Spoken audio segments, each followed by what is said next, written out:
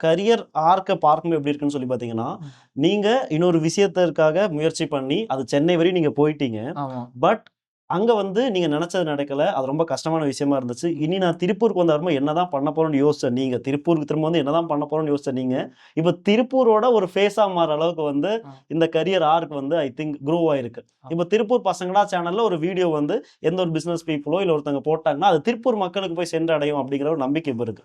So அந்த career ஆர்க்க யோசிச்சு பார்க்கும்போது உங்களுக்கு ரொம்ப ஒரு மாரி ஹேப்பியா இருக்கும்னு நெனைக்கிறேன். இப்ப திடீர்னு ஒருத்தங்க வந்து உங்ககிட்ட பார்த்து தே வில் ஆஸ்க் ஆ யார் நீங்க? அப்படின்னு சொல்லிட்டு. அப்போ உங்களோட ஐடென்டிட்டியா நீங்க என்ன சொல்லுவீங்க? யாராவது ஒருத்தங்க தெரியாதவங்க வந்து உங்கள முதல்ல பார்த்து யார் நீங்கன்னு சொன்னா, நீங்க என்ன பதில் சொல்லுவீங்க? அவங்களுக்கு நீங்க யாருன்னு கேட்டா? என்ன சொல்லணும்னு நெனைக்கிறீங்க? இன்ஃப்ளூயன்சர்ன்னு இல்ல ஸ்டோரி டெல்லர்ன்னு எல்லாம் சொல்ல முடியாது. ஸோ இன்ஃப்ளூயன்சர்ன்னு நீங்க வந்து ஐடென்டிட்டி என்னன்னு சொல்லி கேட்டா, இல்ல நான் என்ன கேட்கிறேன்னா, உங்களோட விருப்பமே அதுவா தான் இருக்கா? இல்ல இத விட ஒரு பெரிய கோல் உங்க மனசுல வச்சுட்டு அதுக்காக நீங்க முயற்சி பண்ணிட்டு இருக்கீங்களா?